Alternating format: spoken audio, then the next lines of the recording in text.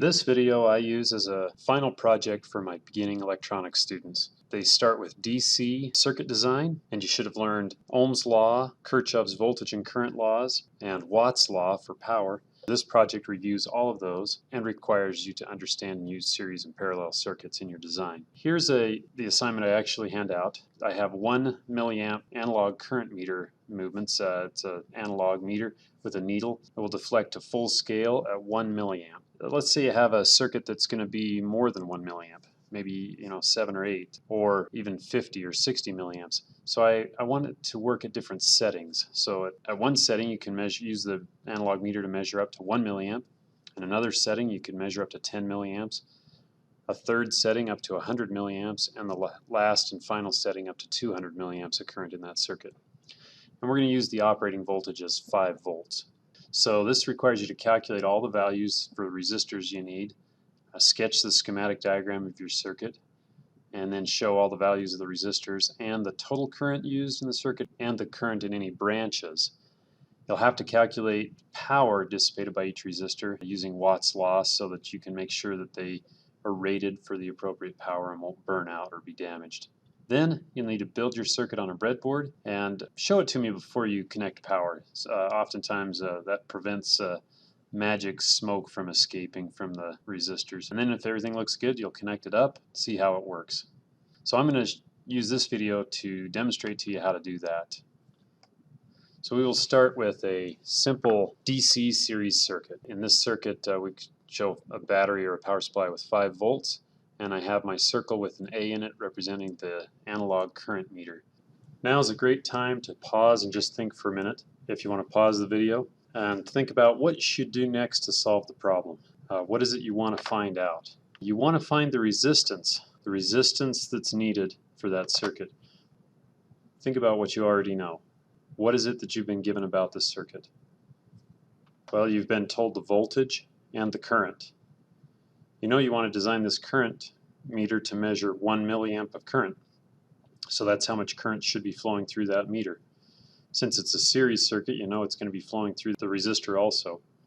And you know that 5 volts is the source.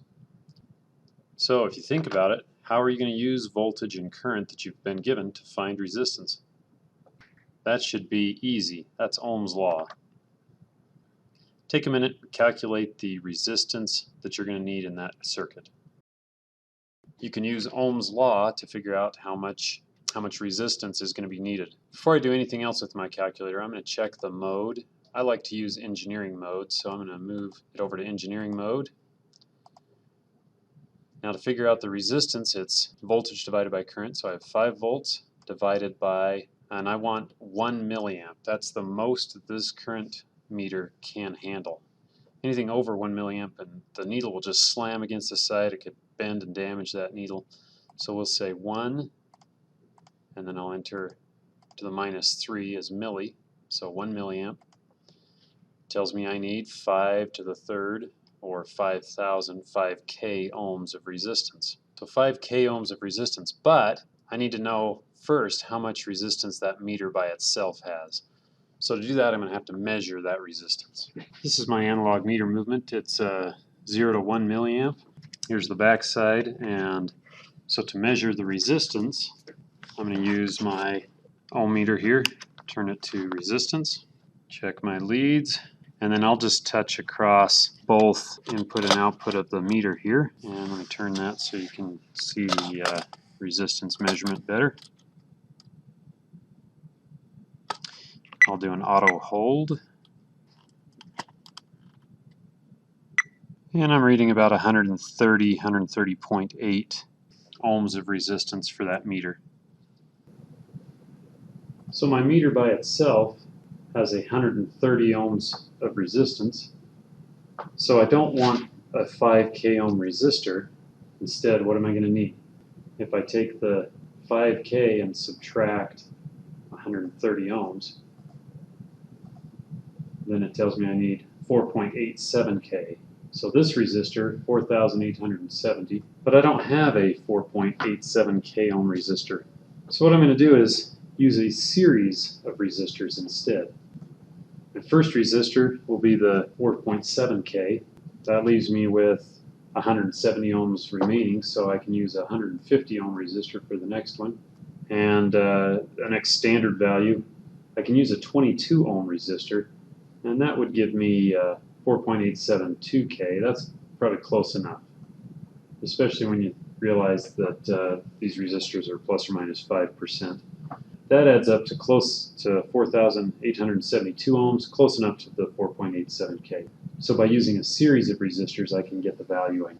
So those three resistors plus the 130 ohms resistance from the analog meter will add up to my 5,000 or 5K ohms that I need.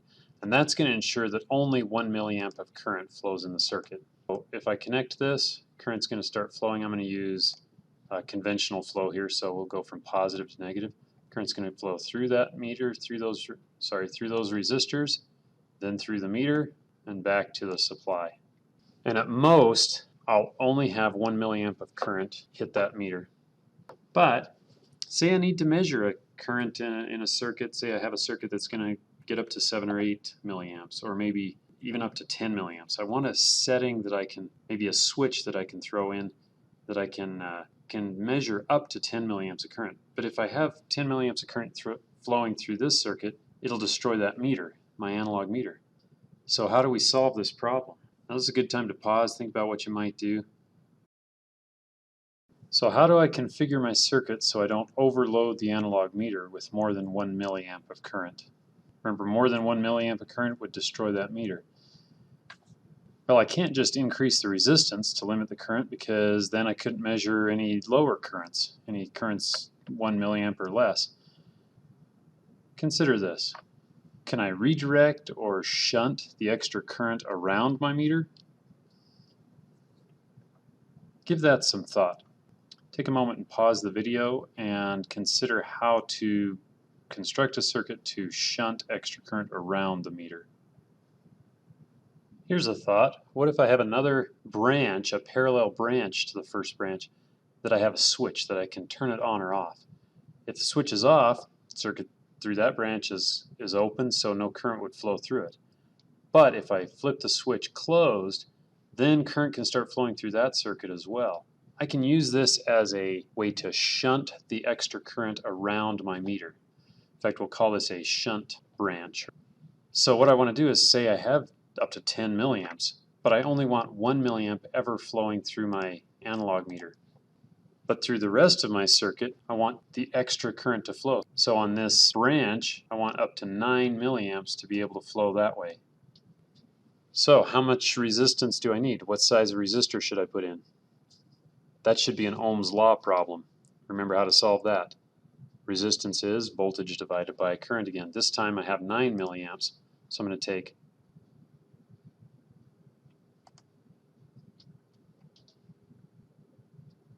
So 5 volts divided by 9 milliamps gives me 555.55, so about 556 ohms of resistance. That's not a standard value. I don't have a resistor that's that size. But I can put, again, a series of resistors in. I do have a 330 ohm resistor, so let's subtract a 330 ohm resistor out of that. And that leaves me with needing a 225 or 226 ohms left. They also make resistors in 220 ohm as a standard value, so I'll subtract that. Leaves me with 5 or 6 ohms. In fact, a 5.6 ohm resistor is a standard value as well. So that would work great. I'll use 3 resistors, a 330 ohm, a 220 ohm, and a 5.6 ohm resistor. And that adds up to 555.6, just about perfect. Now, how do I solve the problem for a higher current? Let's say I'm going to go up to 90 or 80 or 90 milliamps, even up to 100. Again, I can add another branch. So if I'm measuring up to 100 milliamps in a circuit, 1 milliamp can go through my analog current meter, and the rest of the 100, the 99, will go around in this shunt, this direction. That way my analog meter will be protected, and I have a pathway to shunt the extra current away. So what value of resistance? Again, it's an Ohm's law problem. So this time I'm going to take 5 volts and divide it by 99 milliamps. and I get 50.5 ohms, or around 50 ohms. But again, I don't have a 50 ohm resistor. It's not in my box of parts. It's not a standard value. So instead, if I take a 47 ohm resistor, so if I subtract 47 ohms, because that is a standard value, leaves me with 3.5 ohms of resistance left. And I could subtract also a 3.3 ohm resistor. It's a standard value. Boy, that comes very close. I'm right close to 50. So that's close enough. So again, I could use a couple of resistors, a 47 and a 3.3, to add up to 50 in series. And let's do the last step. If I am measuring a large current, up to 200 milliamps of current, then I'll need to shunt away 199 milliamps so that only 1 milliamp goes through the analog meter.